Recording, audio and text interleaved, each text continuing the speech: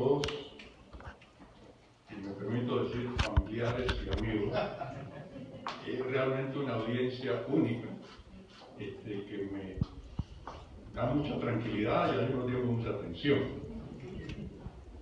Yo quiero empezar por expresar mi complacencia, mi satisfacción de poder estar aquí esta noche para compartir con ustedes, personas muy cercanas, muy amigas, de mi mayor afecto, algunos recuerdos de las negociaciones de los 3 en 1, como se bautizaron esos tratados o proyectos de tratados, que no eran tratados, que negociamos bajo la dirección de Fernando y con un equipo de lujo al cual me voy a referir.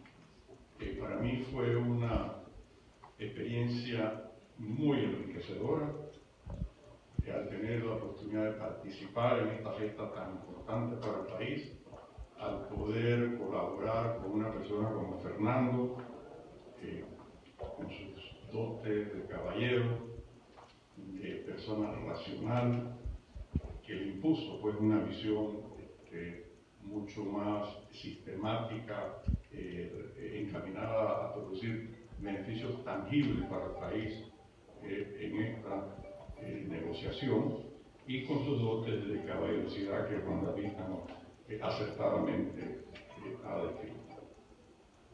Agradezco especialmente a Bati esta invitación, la excelente organización de este evento. Yo voy a ponerle más énfasis en lo que hicimos que en las anécdotas, pero no puedo dejar por fuera algunas anécdotas con que salpicaré lo que voy a decir. Y pienso tratar de sacar de mí un poco lo maestro que ha sido una vocación frustrada mía, pues, satisficio por algunos años de profesor en la Universidad de Panamá. Y esta presentación va encaminada principalmente a la juventud, que no tuvo la oportunidad de vivir eso, pero espero que también le permita revivir lo vivido a muchos de los más adultos. Voy a concentrarme en tocar los siguientes temas. Primero, una instantánea, una foto de cómo era la situación de Panamá en 1964, cuando se inició la negociación, como sustituto de haber echado toda la historia de cómo empezó todo el interés por el canal, las negociaciones que tuvimos con los franceses y después con los americanos, y la historia de tratar de salirnos del aprisionamiento, la camisa de fuerza que nos impuso el Tratado de 1903, con un solo pantallazo. Luego describir cómo se inició el proceso de negociaciones, cuáles eran los temas de fondo que estábamos abordando, describir un poco los tratados 3 en 1 y terminar con una comparación sobre los 3 en 1 y los Torrijos-Carter, y les adelanto que mi conclusión ya la expresó Juan David. Sin los 3 en 1 no hubieran habido Torrijos-Carter, y eso ha quedado muy claramente establecido por gente como Aristide Royo, que tuvo la caballerosidad de expresarlo, el libro de Omar Jaén Suárez, donde explica eso con mucha claridad. Entramos en materia. En el 1964, la tónica del país era la insatisfacción por los términos del Tratado Hey-Uno-Varila de 1903, que a pesar de todos los intentos de modificarlos a través de los 50 años de relaciones con Estados Unidos, desde el inicio de las operaciones del canal, todavía quedaban muchos temas insatisfechos. La discriminación laboral, a los panameños se les trataba como empleados de segunda clase, con unos niveles de remuneración por debajo de los americanos, a pesar de que hiciesen el mismo trabajo. Ese era un ambiente, pues una espina que llevaban los panameños dentro permanentemente. El hecho de que el canal estuviese bajo una jurisdicción americana, si los tribunales eran americanos, la policía era americana, imperaban las leyes de los Estados Unidos. Cuando se juzgaba a alguien y quería apelar, tenía que ir a un tribunal federal en el distrito de Nueva Orleans, en Luisiana, en los Estados Unidos.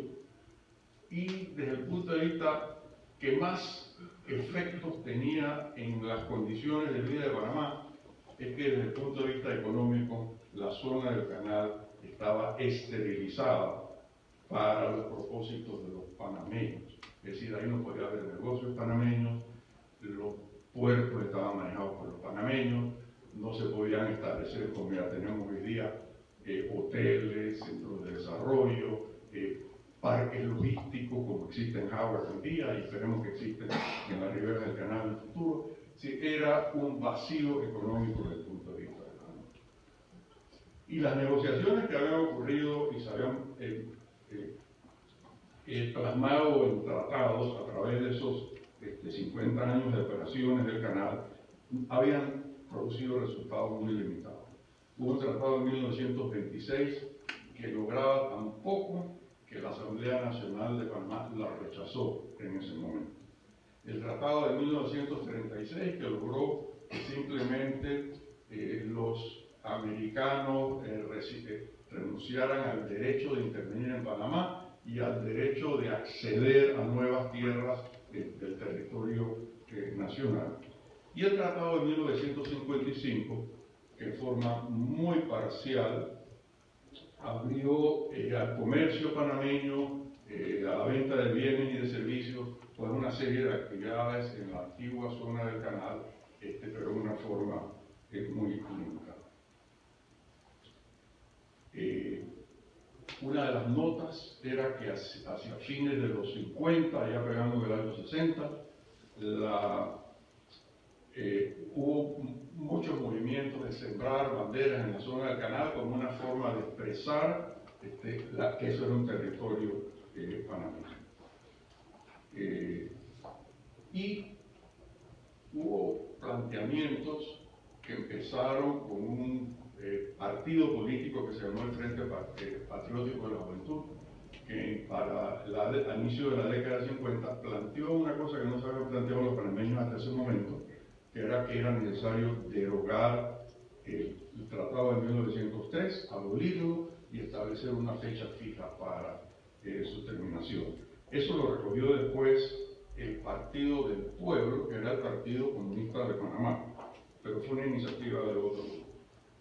Y entre las iniciativas que estaban en el ambiente, en cuanto a los aspectos económicos, era lo que se llamó el 50-50.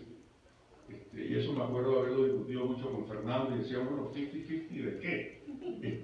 De las ganancias del canal. Si el canal, por definición, no tiene ganancias porque la administración americana está diseñado para que no tenga ganancias. 50-50 de los ingresos, pero bueno, entonces ¿cómo se va a financiar el canal?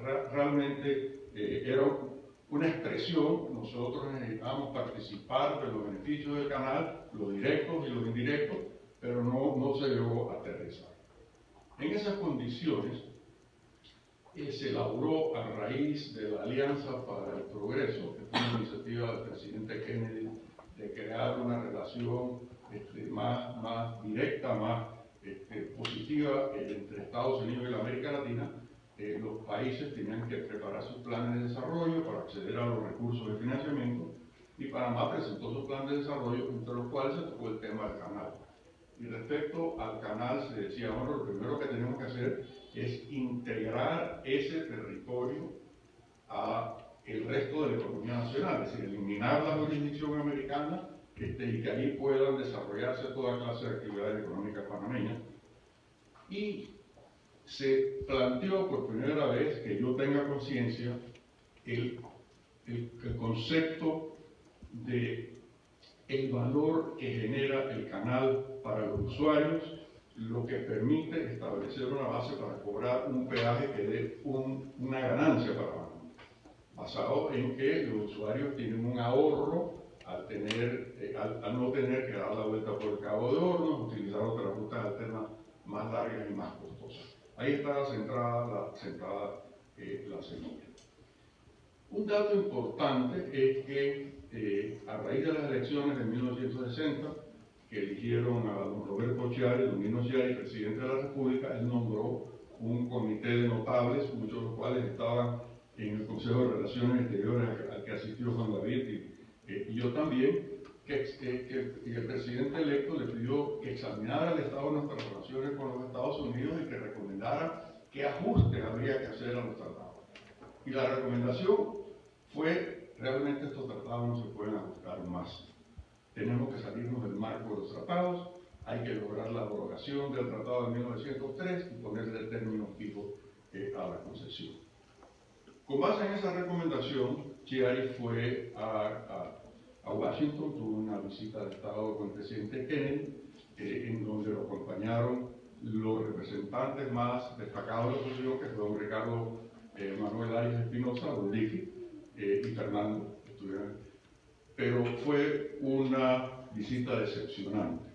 Realmente Kennedy lo único que se comprometió con Chiari fue: vamos a nombrar una comisión para que examine algunos aspectos delicados, y de ahí salió un acuerdo a nivel ejecutivo en donde, en sitios no militares, en donde flamee la bandera americana en la zona del canal, va a flamear la bandera panameña. Los soneitas, los residentes de la zona, que nosotros le llamamos soneitas, en inglés le llamamos sonias, rehusaron, con el apoyo de sus autoridades, a que flameara la bandera panameña, y en el intento un grupo de estudiantes, de un intento del grupo de estudiantes de que se izara la bandera frente al colegio secundario de Balboa, se produce el incidente del 9 de enero de 1924, donde murió Ascanio Arosemena y tantos panameños más. Resultado de eso, Panamá rompió relaciones con los Estados Unidos y a través de la OEA se terminó un acuerdo de iniciar negociaciones en abril de 1964. En 1964 hay elecciones en Panamá que eligen a Marcos Robles presidente de la República, y Marcos Robles le pide a Fernando Eleta que sea el ministro de Relaciones Exteriores. Fernando, antes de aceptar, le dice: bueno, dos cosas, presidente Robles. Uno, yo quiero ir primero a Washington, a auscultar el ambiente allá, reunirme con los poderes constituidos y ver si realmente los Estados Unidos tienen la actitud de negociar con Panamá. Y como resultado de esa visita decidió: sí, es una oportunidad que vale la pena aprovechar, y la aceptó, poniéndole a Robles la condición de que no lo podía despedir. Dice: yo acepto, pero usted se compromete conmigo que usted no me va a despedir, yo decido cuando me voy, si es que me quiero ir. En ese momento empieza Fernando a constituir su equipo negociador, y me invitó, me llamó un día: quiero hablar contigo, voy a hablar con él, y me ofrece ser el asesor económico con rango de miembro de la misión negociadora para estas negociaciones. Y yo quedé un poco perplejo, primero muy halagado por la invitación, me quedé perplejo por un antecedente de las relaciones que había tenido con Fernando. Yo lo conocía socialmente, no en forma muy íntima. Como nos conocíamos todos en Panamá, que hace 50 y tantos años era un país, una sociedad mucho más pequeña que lo que es hoy día. Pero siendo yo recién graduado, un funcionario de la Oficina de Planificación de la Presidencia de la República, que después se convirtió en el Ministerio de Planificación y en el Ministerio de Economía hoy día, mi jefe, que era David Zamudio, me dice: mire, el ingeniero Fernando Eleta tiene interés en acceder a unos beneficios que hay en esta ley para promover inversiones en Panamá, y como yo no sé de eso, que por supuesto sabía perfectamente que era eso, pero quería sacarse el muerto de encima, yo le pido que vaya usted a hablar con don Fernando y le explique la ley que permite hacer y que no permite hacer. Y bueno, tuvimos una conversación muy respetuosa, pero yo le dije: no, lo que usted quiere hacer no se puede hacer, y se lo negué. Yo supongo que no quedaría muy contento de esa reunión. Entonces le digo: pero Fernando, después de la relación que hemos tenido, me dice: bueno, precisamente por eso es que yo te quiero nombrar a ti, porque necesito una persona que se pare firme ante los argumentos de los otros. Cosa que me dio una primera definición de con qué tipo de jefe iba a estar tratando. El equipo negociador estuvo constituido por Vicky Arias, que hizo una contribución muy importante por su gran sabiduría política, su conocimiento vivencial de la historia de Panamá y unas relaciones extraordinarias en Washington con los personajes más importantes de la política americana, que jugó un papel clave en el desarrollo de las negociaciones. Roberto Alemán, el Chapo Alemán, que realmente fue el que llevó la carga de trabajo de las negociaciones con una capacidad extraordinaria de trabajo, una de las personas más organizadas y metódicas que yo conozco, amén de tener pues una muy clara inteligencia en mi persona, porque estaba encargada de los temas económicos. Al inicio de las negociaciones se produce una situación un poco cacófona, porque durante la administración de Chiari, en sus últimos meses, él había nombrado al doctor Jorge Beca como negociador. Fernando decidió mantenerlo, pero Illueca le dijo que necesitaba ser el presidente de la comisión negociadora. Y Fernando dijo, bueno, eso históricamente nunca ha ocurrido así. Lo que se estila es que hay un vocero, usted podría ser el vocero, y yo no, yo quiero ser el presidente. Y como Fernando no accedió, empezó a hacer declaraciones que se estaba planteando posiciones poco patrióticas, muy suaves, todo lo cual llevó a una sesión secreta de la Asamblea Nacional que duró hasta la madrugada, y que ahí pues se desinfló de lo que pretendía Illueca, y Fernando tuvo la habilidad de nombrar a un personaje muy especial en la historia panameña que se llamaba Dionis de la Rosa, muy relacionado con los grupos de izquierda, con una capacidad dialéctica enorme y que contribuyó pues, a neutralizar el problema político interno que generó Illueca. Los principales negociadores americanos fueron el señor Robert Anderson, que había sido secretario del Tesoro en la gestión del presidente Johnson, un tejano republicano que tenía unas relaciones muy buenas dentro del partido, de ese partido. Un abogado de Wall Street, John Irving, un individuo sumamente correcto, capaz, que fue el que llegó el día de las negociaciones, y un abogado coronel del ejército americano, que era el representante del Departamento de Defensa especializado en los tratados de bases militares. Y es un personaje que está ahí, detrás de Fernando, que realmente no recuerdo el nombre de memoria y que tendría que buscar los archivos para identificarlo.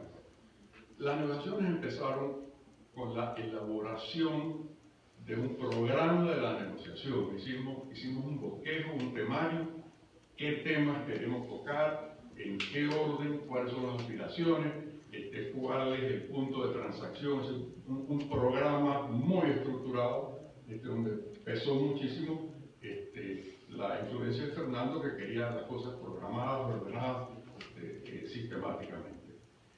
Y ahí se produce, al inicio de las negociaciones, lo que yo pongo aquí en mis notas, la reunión de Taboga.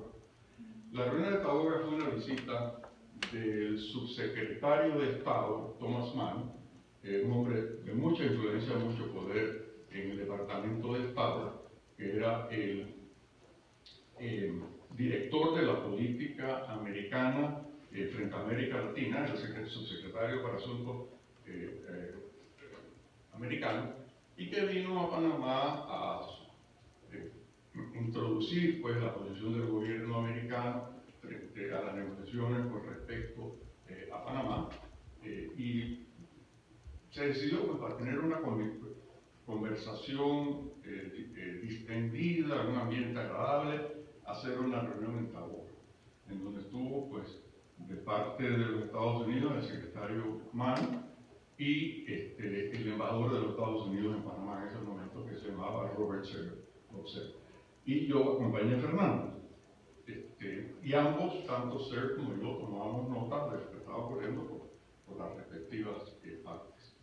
En un momento dado, la reunión fue adquiriendo un nivel de intensidad, cambiando de color, subiéndose cada vez más cercano al rojo, por una posición que dijo, nosotros no podemos negociar, ni siquiera considerar la posibilidad de devolverle el canal a Panamá si no nos dan una opción para construir un canal a Negra. Y Fernando prácticamente tocó delante de él y se rompió la reunión. Y decidimos, pues ya era finales de la tarde, ya anocheciendo, bueno, vamos a salir a caminar por el pueblo de La Boga, y Fernando se fue adelante con Bob Ser, y yo me quedé atrás con el secretario Mann, y me dice, mire, por favor, explíquele al ministro que nosotros tenemos un problema político muy serio en los Estados Unidos.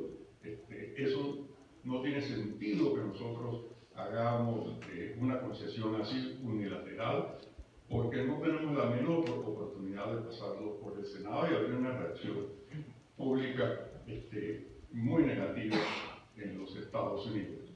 Y la razón de fondo es que nosotros no nos sentimos que tendríamos la capacidad de proteger el canal de Panamá si eso queda exclusivamente en manos panameñas, mientras que el canal a nivel tiene pues mucho menos necesidades de defensa y podemos ser mucho más flexibles, etc.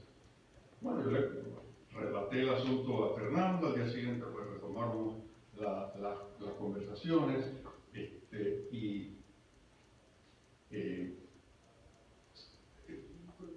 más o menos se definió un cuadro para proseguir con las negociaciones. Yo recuerdo, casualmente acabo de hablar con Margarita sobre el tema, que un par de días después de la reunión me reuní con ella y le dicté las notas que habíamos tomado de las reuniones, y preparando estas notas, dice, ¿qué se habrá hecho de eso? Le pregunté, dice, no, yo lo transcribí y sé cómo conseguirlas y se ha comprometido a conseguirlas. Eso va a ser un documento bien interesante, por lo menos para mí, y los que puedan tener acceso a eso, y para la sala del canal. O sea que Margarita está comprometida con todo lo que estamos haciendo. Entonces, entrando en la materia de las negociaciones, los temas que se plantearon fueron abrogación del tratado de 1913, poner un plazo para la terminación de esa concesión, una concesión que habría que darle interinamente a los americanos. La idea, todos sabíamos, la fecha lógica de ese fin de siglo, estábamos en los 60. La administración del canal, es decir, la participación panameña efectiva en la administración del canal en el periodo en el que se firmaran los tratados y el término de la concesión, la aplicación del sistema tributario panameño en la zona del canal, y tribunales y policía que fuesen panameños. Además, pues, un tratado, un régimen para las Fuerzas Armadas de los Estados Unidos que fuera consona con las mejores condiciones que distintos países habían conseguido con los Estados Unidos para el mantenimiento para la presencia de sus Fuerzas Armadas.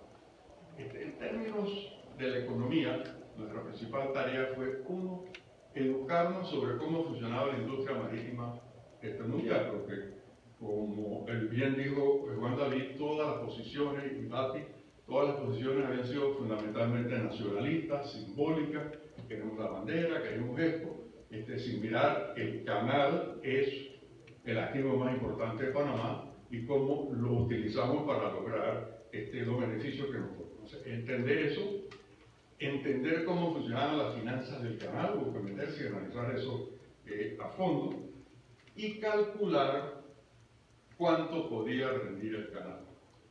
Y para eso, pues, primero tuvimos una discusión, Fernando y yo, el concepto debe ser esto, el ahorro de no tener que utilizar la ruta alterna, y él dice, oye, yo sé cómo hacerlo, porque uno de mis condiscípulos de MIT hoy ya tiene esta firma de Wall Street que se especializa en analizar las carreteras de peajes en Estados Unidos, cómo se establecen los peajes para que sea lo suficiente para que la carretera se pague y gane, pero no tanto como para que el tráfico dice, no, me cuesta mucho, mejor por la ruta alterna menos que.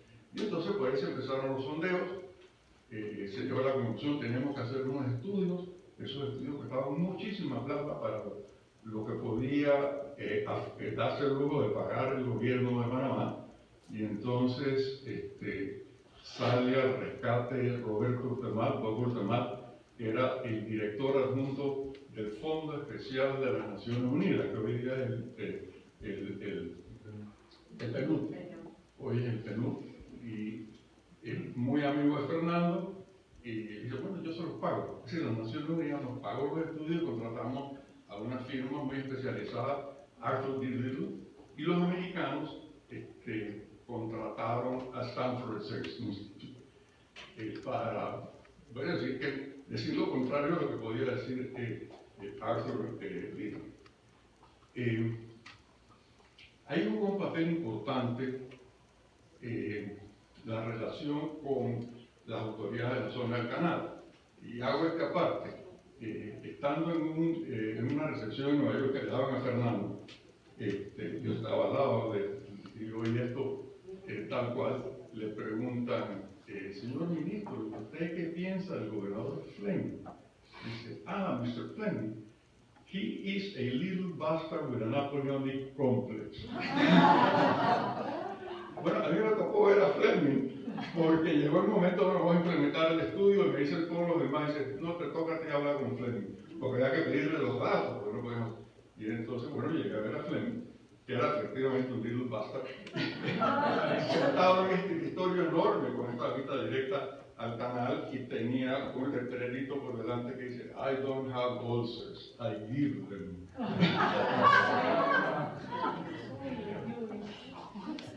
Bueno, y una serie de otros trabajos que hicimos para estructurar la parte económica.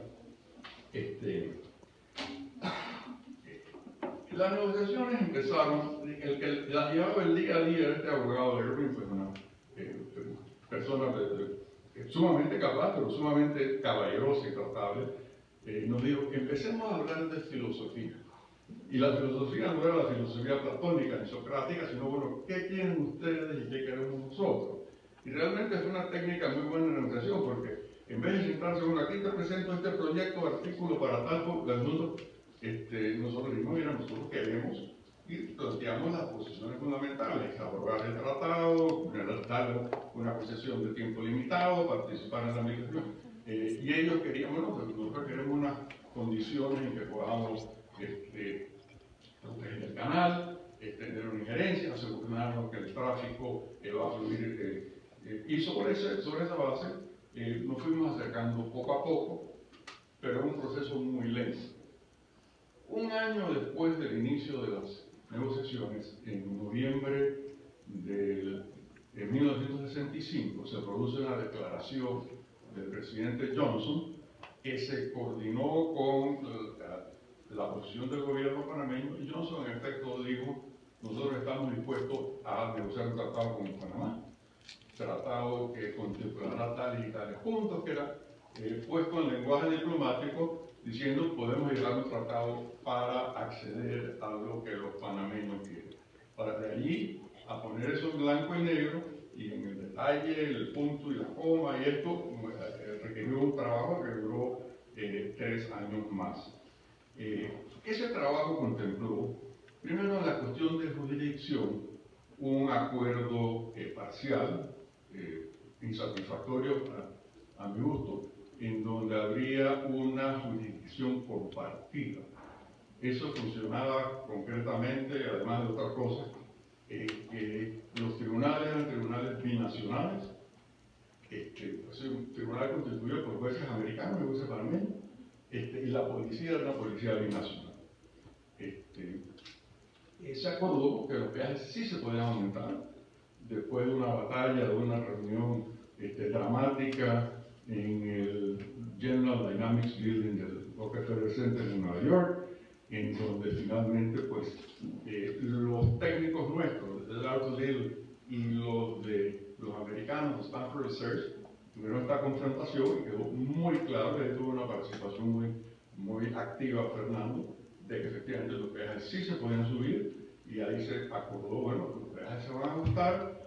De ahí resulta que Panamá va a tener una participación de tantos centavos incrementándose anualmente por cada tonelada que pasara, además de una participación en las ganancias que provee el canal con base en esos peajes aumentados.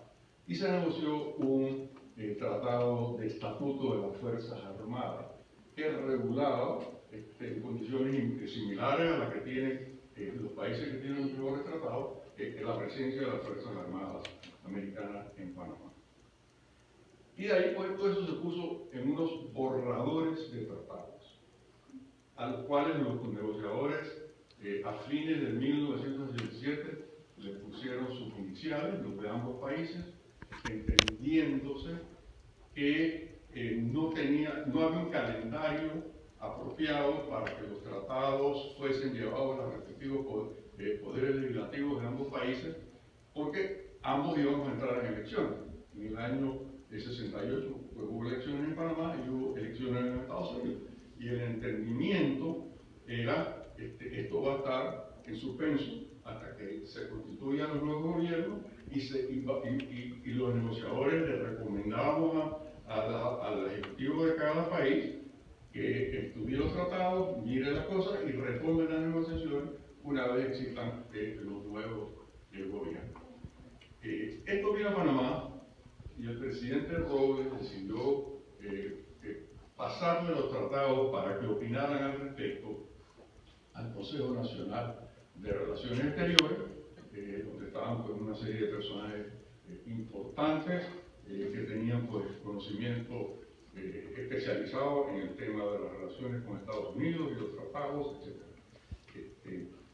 Pero ese proceso produjo pues, una postura de mucha oposición a los proyectos de tratado por diversas razones, tal como yo las veo, aquí es una opinión muy personal. Algunas de esas razones eran políticas. Muchos de esos participantes que pertenecían a la oposición del gobierno razonaban: si el gobierno de Robles logra aprobar estos tratados, va a poner al próximo presidente de la República, porque va a tener el apoyo. Además razonaban: pero si ganamos nosotros, en el próximo gobierno lo vamos a hacer nosotros y lo vamos a llevar a ese logro. Y también hubo papel de mucho protagonismo personal, de muchos que se veían, que tenían interés creado en lo que ya se había hecho y pensaban que esto podía opacar la posición de ellos en la historia. Total, que a través del Consejo de Relaciones Exteriores no se llegó a ninguna posición. En ese momento la cosa política se complicó enormemente porque la Asamblea llamó a juicio a Robles en un contexto en que se había desarmado, desarticulado la mayoría que tenía el gobierno y resultó que la oposición tenía mayoría y hubo una resolución de la Asamblea en donde rechazaron el tratado, los proyectos de tratado, los tres en uno. Rechazo extemporáneo, porque esos tratados nunca fueron sometidos a la consideración de la Asamblea, no eran tratados porque no habían sido firmados oficialmente por los representantes plenipotenciarios de los ejecutivos. Y el tema quedó en suspenso hasta que se retomaron las negociaciones con ya el régimen del gobierno militar a principios de los 70. Termino con un análisis brevísimo comparativo de los tres en unos y los tratados Torrijos-Carter. Entendamos primero que los Torrijos-Carter son 3 en 1, igual que los anteriores. 3 en 1 se usó como un término peyorativo, ¿no? Se han conseguido 3 tratados. Bueno, este es un tratado para la administración del canal durante el periodo de transición, los Torrijos-Carter. Es un segundo tratado donde está el régimen de las Fuerzas Armadas y está el tratado de neutralidad. que es de neutralidad y otras cosas, que abre una puerta que mejor no comento, pero que yo creo que a los panameños no nos conviene. El Torrijos Carter contempla los mismos aspectos que los 13 en 1 en cuanto a la administración del canal hasta el fin de la concesión y al estatus de las Fuerzas Armadas Americanas. Pero tiene aspectos que yo creo que mejoran a los 3 en 1. Yo creo que por alguna razón, porque las condiciones eran muy distintas. Ya había ocurrido lo de Vietnam, en donde, poniendo los términos más crudos posibles, los Estados Unidos habían perdido la guerra. Y ya pues se sentían que necesitaban hacer concesiones. Por otro lado, el presidente de los Estados Unidos no era Lyndon B. Johnson, era Jimmy Carter, que intentó adoptar una posición moralizante en la política exterior de los Estados Unidos. Y yo creo que reconociendo lo que amerita reconocer, el general Torrijos hizo una labor muy buena de internacionalizar la causa del Canal de Panamá y enroló a los no a los del tercer mundo, incluso a las potencias más importantes, y logró el apoyo de la América Latina.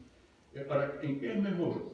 El periodo de la concesión, aunque ya para el Tratado de Torrijos Carter eran 10 años menos, la participación de Panamá en los ingresos era mejor, y el régimen jurisdiccional, en donde privó la jurisdicción panameña en vez de la jurisdicción nacional, evidentemente era un régimen.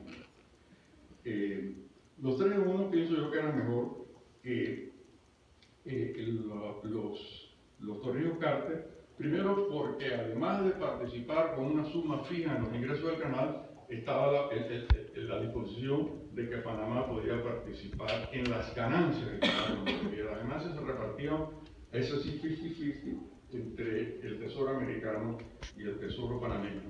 Yo creo que uno de las grandes ventajas de los 3 en 1 versus los Torrijos Carter es que lo primero no contemplaban las disposiciones del Tratado de Neutralidad. Mi gran duda es si el equivalente del Torrijos Carter en 1967 y 1968 se hubieran podido convertir en tratados. Primero, porque en Panamá la situación política era tan compleja que a mi juicio hubiera sido bien difícil que ello ocurriera. Sin embargo, el doctor Milton Eisenhower, hermano de Ike Eisenhower, opinaba que sí tenían los votos. El embajador, el secretario del Tesoro, Bob Anderson, que pues, con quien nos reuníamos periódicamente, decía que sí, que ellos estaban en un proceso de consulta. Él era la ligación entre el presidente Johnson y el expresidente Eisenhower, con la participación de Eisenhower, el expresidente, efectivamente iban a tener los votos, sobre todo los republicanos. En todo caso, el hecho de que en el tratado de 1977, con todas las diferencias de condiciones entre el 77 y el 67, pasara por un solo voto, a mí me da la impresión de que la cosa hubiera sido extremadamente difícil. Lo esencial es que los 3 en 1 crearon las bases sin las cuales los Torrijos Carter no hubieran sido viables. Y por eso es que tenemos hoy día un canal Panamá. Les agradezco mucho que me hayan escuchado.